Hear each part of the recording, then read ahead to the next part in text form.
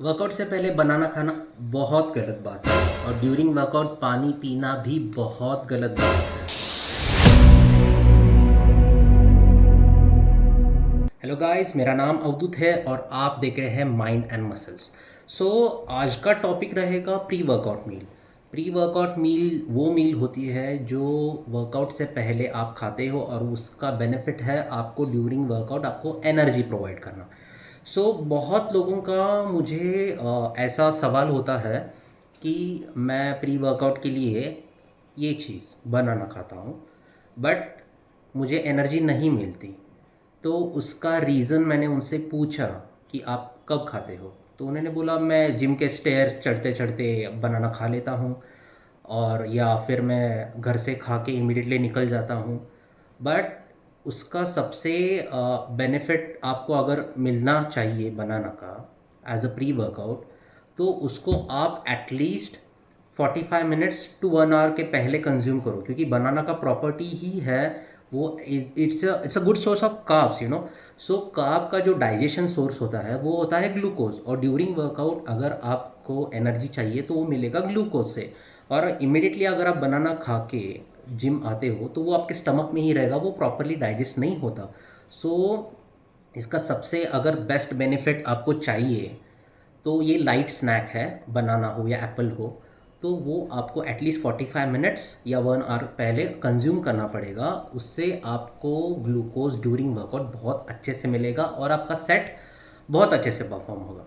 अभी बहुत लोग पूछते हैं कि मेरा वर्कआउट का पीरियड बहुत लंबा होता है, तो एक बनाना या दो बनाना में मुझे प्रॉपरली एनर्जी नहीं मिलती। मोस्टली वो एथलीट्स होते हैं। मेरी एडवाइस उनके लिए ये होगी कि आप एक अच्छा खासा हैवी मील कंज्यूम करो। लाइक उसमें कार्ब्स भी होने चाहिए, प्रोटीन भी होना चाहिए, और फैट्स जो कि गुड फैट्स है। एग्जाम्पल के लिए आप एग वाइट्स खा सकते हो, ब्राउन ब्रेड पीनट बटर खा सकते हो, विथ आलमंड्स हो या वॉलनट हो, वो हैवी मील होता है।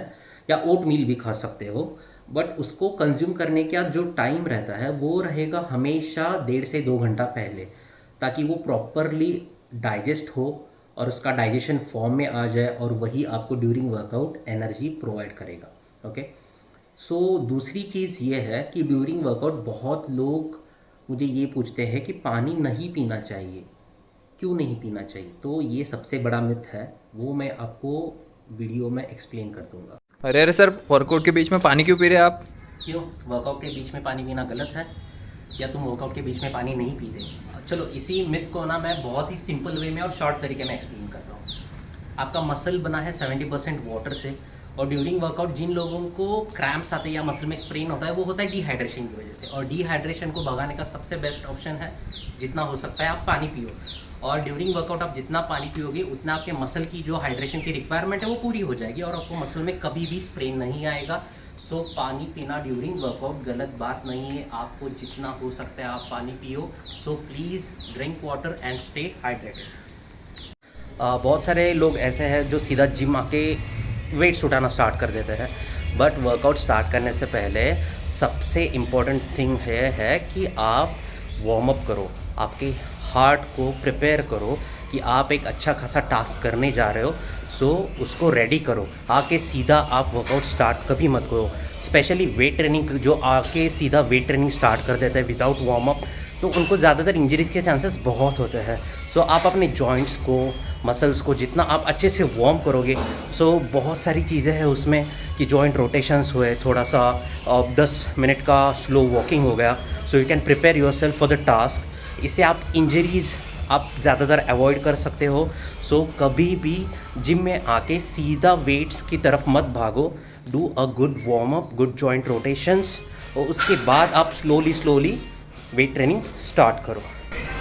दूसरी चीज़ ये है कि मैंने बहुत सारे लोगों को देखा है जिम में बहुत फास्ट सेट प्रिपेयर करते हुए, या बहुत फास्ट तरीके से सेट को लगाते हैं, बट उससे बस आपका वेस्ट ऑफ एनर्जी होता है। उस पर आपका प्रॉपर मसल के साथ कॉन्ट्रैक्शन नहीं हो पाता, ना आपका माइंड उस मसल के साथ कनेक्टेड होता है। उसके कारण आपका मसल प्रॉपर तरीके से वर्क नहीं करता। इस पर सबसे बेटर सोल्यूशन ये है, आप जो मूवमेंट लगाते हो ड्यूरिंग वर्कआउट उसको स्लो एसेंट्रिक लगाओ। हमेशा आपका माइंड आपके मसल के साथ कनेक्ट होना चाहिए। इसके लिए आप बस उसी मसल ग्रुप के बारे में सोचो जो आप हिट कर रहे हो, ताकि वहाँ पे ब्लड सर्कुलेशन बहुत अच्छे से फ्लो हो जाए। सो आपको सेट बहुत फास्ट तरीके से नहीं लगाना है। जितना स्लो इसेंट्रिक माइंड और मसल के साथ कनेक्टेड सेट लगाओगे उतना अच्छे तरीके से आपका मसल वर्क करेगा और आपको बेटर रिजल्ट्स मिलेंगे। स्लो एंड इसेंट्रिक जो होता है उसका मैं आपको बेस्ट एग्जांपल देता हूँ, ताकि आपको सेट कैसे स्लो तरीके से लगाना है और माइंड को अपने मसल के साथ अच्छे से कनेक्ट करना है। मैं आपको एक बेस्ट एग्जांपल देता हूँ उसका, ताकि आप कॉन्फिडेंट कभी ना लगाओ। आपकी सीट एडजस्टमेंट प्रॉब्लम होनी चाहिए, आपका फॉर्मेट टेक्निक बहुत अच्छे से होना चाहिए। So make sure you breathe in and breathe out very properly.